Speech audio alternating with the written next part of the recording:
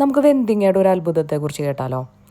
കുറച്ച് വർഷങ്ങൾക്ക് മുമ്പ് എൻ്റെ രണ്ടാമത്തെ പാസ്പോർട്ടിൻ്റെ റിന്യൂവൽ സമയമായി. അപ്പോൾ ഞാൻ എന്ത് ചെയ്തു, ഞാൻ ദുബായിലാണ്. അപ്പോൾ ഇവിടുത്തെ ഓഫീസിൽ വിളിച്ച് പറഞ്ഞ് നമുക്ക് ബുക്കിംഗ് സ്ലോട്ടൊക്കെ എടുക്കണം. അങ്ങനെ അപ്പോയിൻമെൻറ്റും കാര്യങ്ങളൊക്കെ എടുത്തു. അങ്ങനെ ഞാൻ ഓഫീസിൽ നിന്ന് ഈ പാസ്പോർട്ട് ഓഫീസിൽ പോയി. 10 മണിക്ക് അവിടെ എത്തി. അപ്പോൾ ഞാൻ കൊണ്ടുപോയ ഫോട്ടോ അവർ ആക്സെപ്റ്റ് ചെയ്തില്ല. അപ്പോൾ അവരെന്ത് ചെയ്തു, അവിടെ നിന്ന് ഫോട്ടോ എടുപ്പിക്കാൻ പറഞ്ഞു. അങ്ങനെ അവിടെ നിന്ന് വെച്ചിട്ട് ഫോട്ടോ എടുത്തിട്ട് എനിക്ക് കാണിച്ചു തന്നപ്പോൾ എൻ്റെ കഴുത്തിൽ വെന്തിങ് ഉണ്ടായിരുന്നത് കൊണ്ട് എനിക്ക് ആ ഫോട്ടോ അത്ര ഇഷ്ടമായില്ല. കാരണം ഈ കറുത്ത ചരടാണ് എടുത്ത് കാണിക്കണേ.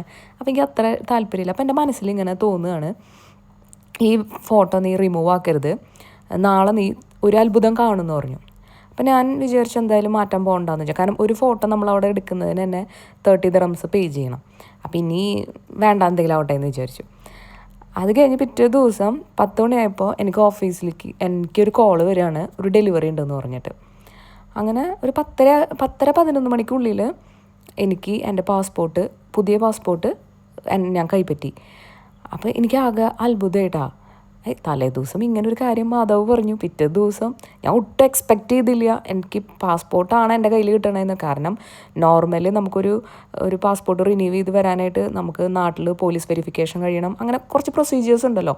എങ്ങനെ പോയാലും കുറച്ച് ദിവസം ടൈം എടുക്കണ ഒരു കാര്യമല്ലേ.